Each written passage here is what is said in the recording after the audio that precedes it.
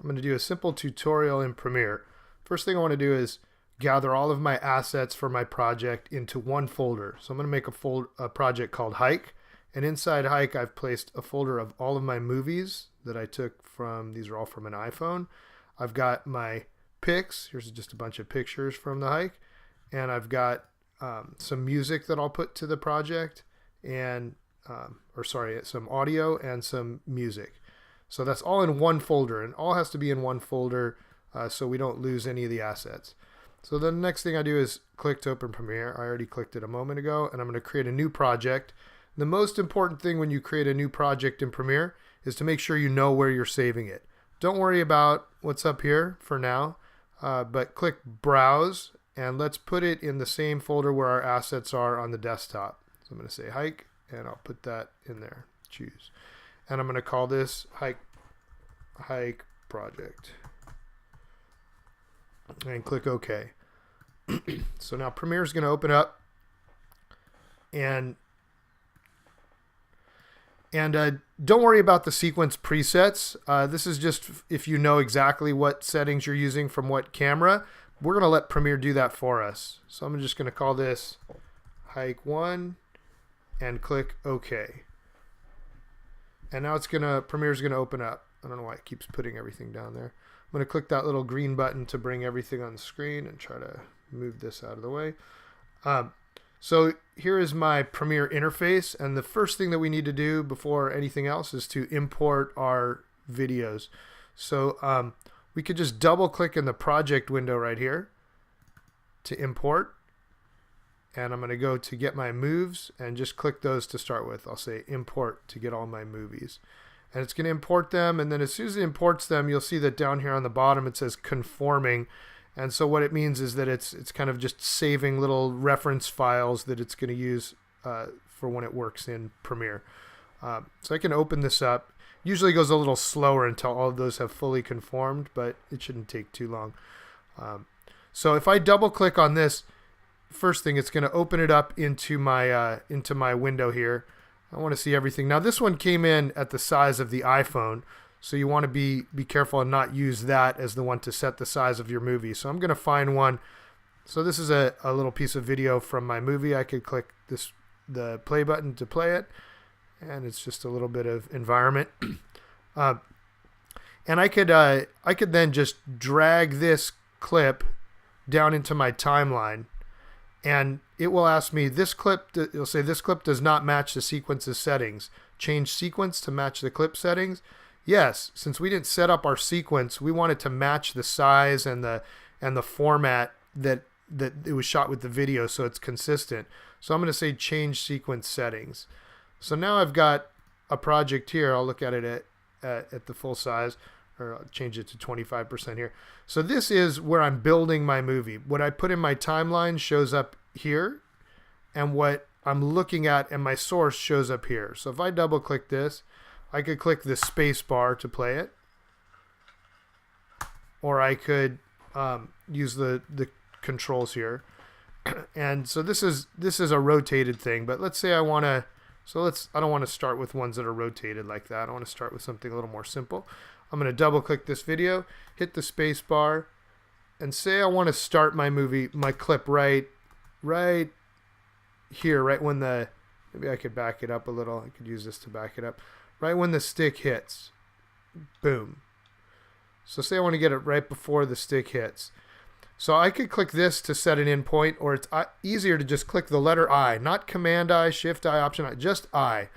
So I'm going to hit I on my spacebar, and that tells me start the clip here. That's the endpoint. And then I'm going to hit the spacebar again.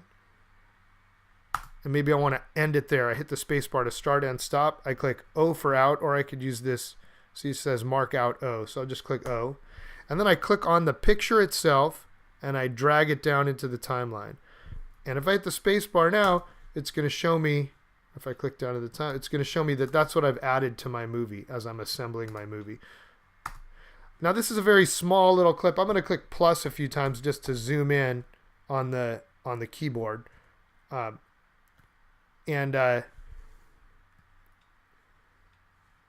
so I can see a little bit more of it. Now I don't have to use the in and out, I could just take this and set my in and out point this way. It's kind of popping to these spots because I have the magnet tool on, the snap tool. I'm going to put this back.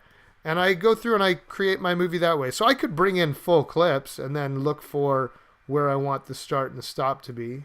I'm not going to use that clip. Let's see if I double click it first to see. Click play. Okay, so she kicks the dirt. So maybe I want to get just the kick. So that'll be my out point. And maybe my in point there. I could drag it down. If I want it to snap, make sure that's turned on. So it'll pop together.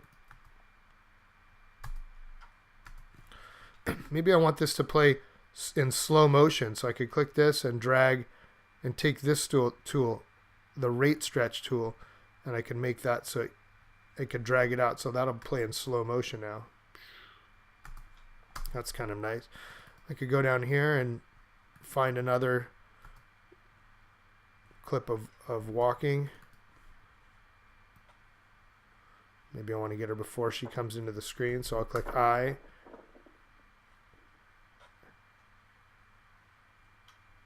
And then O, and drag it down. And maybe I want to have some cross dissolves between these, so I could go here, it's hidden right now, to effects, and I could get my video transitions and dissolve and put, maybe I could put cross dissolves between each of these things. If you don't want the dissolve to take so long, I went back to my arrow tool to get off of my rate stretch tool. So just my arrow tool. I could come in here and make the dissolve so it'll only be a shorter distance. So it's going to now dissolve in between these clips.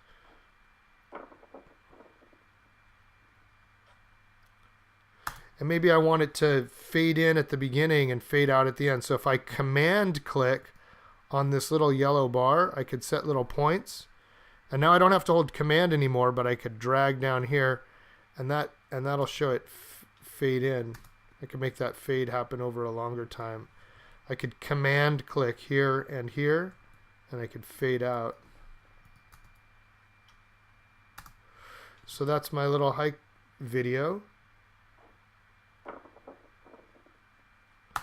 Just really quick, a couple other ways to edit. If I do have, go back to my project settings. If I do have a whole clip in here like this, I could use my blade tool to cut. So say I want to cut out a chunk of this, I could use my blade tool and then delete. It's not actually ever deleting that video. It's still there. It's just showing me a little window into the world of the video. I'm going to click minus a few times to see that whole clip.